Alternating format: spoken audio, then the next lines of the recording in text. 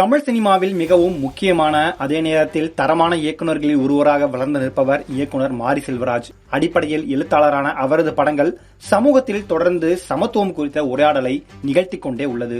இப்படி இருக்கையில் திருநெல்வேலி மாவட்டம் நாங்குநேரி பகுதியில் நேற்று முகமூடி அணிந்து வந்த மர்ம நபர்கள் நடத்திய கொடூர தாக்குதலில் இருவர் பரிதாபமாக வெட்டி கொல்லப்பட்டனர்.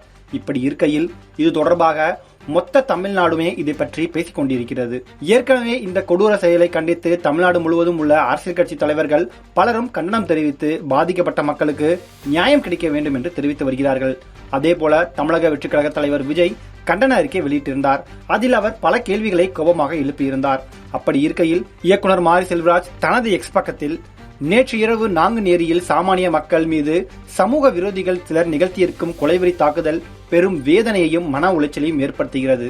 வெறும் போதை திமிரில் தொடர்ந்து தென் மாவட்டங்களில் வன்முறையையும் சாதிய பெருமிதங்களையும் விஷமாக விதைத்து வளரும் அடுத்த தலைமுறையின் கனவுக்குள்ளும் நீங்கா சமூக பதற்றத்தை, சமூக இடைவெளியை திட்டமிட்டு உருவாக்க முயலும் அத்தனை சமூக விரோதிகளையும் அடையாளம் கண்டு அவர்களை அடக்கி ஒடுக்கி சிறைப்படுத்தி வன்முறையற்ற சமூக பிளவுகளற்ற தமிழகத்திற்கான நம்பிக்கையையும் உத்தரவாதத்தையும் உருவாக்குமாறு தமிழக அரசை கேட்டுக்கொள்கிறேன் என்று குறிப்பிட்டு தமிழ்நாடு முதலமைச்சர் மு.க.ஸ்டாலினை டேக் செய்துள்ளார்.